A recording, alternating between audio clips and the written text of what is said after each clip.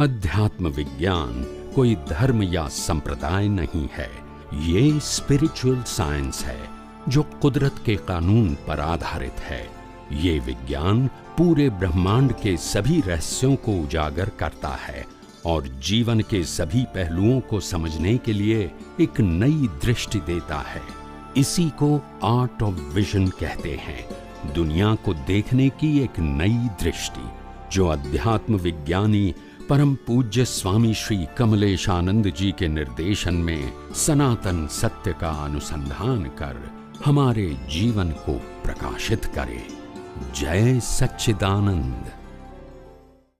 જે વાસ્તવ્ય જ્ઞાનીને ઓળખે છે તે જ્ઞાનાદિને ઈચ્છે નહીં, એવો અમારો અંતર અભિપ્રાય વર્તે છે।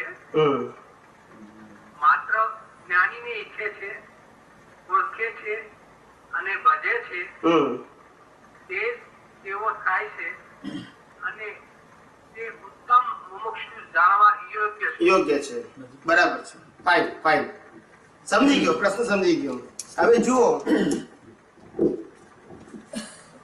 તમે ધ્યાનની વાત કરી કે ધ્યાનને આધારે જે લોકો પુરુષાર્થ કરે છે એ મુમુક્ષુ એટલે કે હજુ જ્ઞાનને સમજ્યો નથી,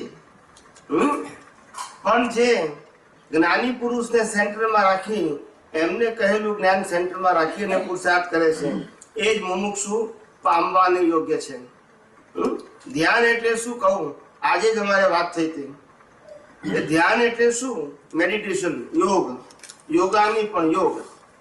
યોગ એટલે શું?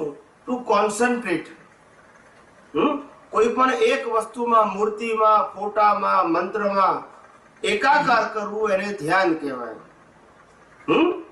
અને એ ધ્યાન બંધ આંખે થાય, અને જ્ઞાની જે ધ્યાન કરે ઉઘાડી આંખે થાય, હાલતા ચાલતા થાય।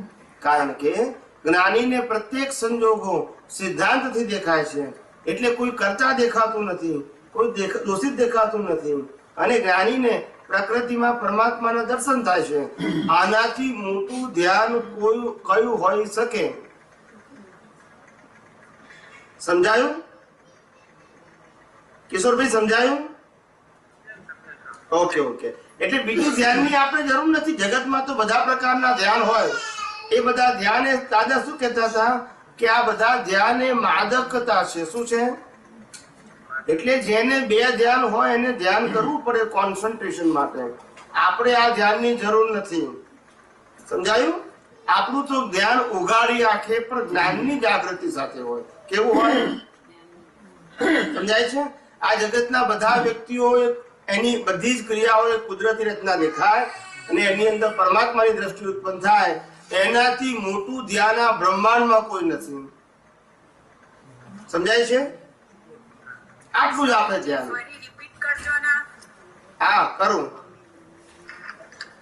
સાંભળજો। ધ્યાન એટલે શું? તો કે જ્ઞાની પુરુષ ધ્યાન કોને કે છે કે આ જગતની અંદર દેખાતી તમામ અવસ્થાઓ એ જેને કુદરતી રચના દેખાય છે, કોઈ સ્વતંત્ર કરતા દેખાતું નથી, અને એ પ્રકૃતિની અંદર એ પરમાત્માને જોઈ શકે છે પોતાની દ્રષ્ટિથી। આનાથી મોટું લાઈવ ધ્યાન બીજું કોઈ યુનિવર્સમાં હોઈ શકે નહીં। સમજી ગયા? સમજાયું કે નહીં?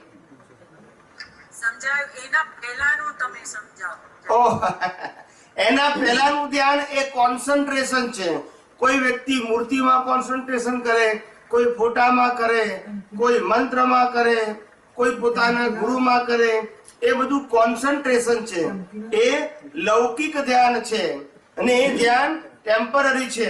જ્યાં સુધી આંખો બંધ કરીને બેસો ત્યાં સુધી શાંતિ રહે, જેવી આંખો ખોલો એટલે ઉપાધિ શરૂ પાછી। એટલે ટેમ્પરરી ધ્યાન છે। શું છે? સાચું ધ્યાન આ છે, ઉઘાડી આંખે રહેવું જોઈએ। ટૂંકમાં જાગૃતિ પૂર્વકનું ધ્યાન છે, જ્ઞાન પૂર્વકનું ધ્યાન છે, એ સાચું છે। પેલું ટ્રેડિશનલ ધ્યાન છે, એટલે ક્રિયા ઉપર ઇમ્પોર્ટન્ટ છે। અમારા ક્રિયાને ઇમ્પોર્ટન્ટ નથી। લાઈવ ધ્યાન કેવું હોય? જેમાં જ્ઞાનનું ઇમ્પોર્ટન્ટ છે, અને જ્ઞાન કેવું હોય? સૈદ્ધાંતિક હોય, શ્રદ્ધાનું ના હોય. સમજાયું? હા સર. ઓકે ઓકે, જય સચ્ચિદાનંદ.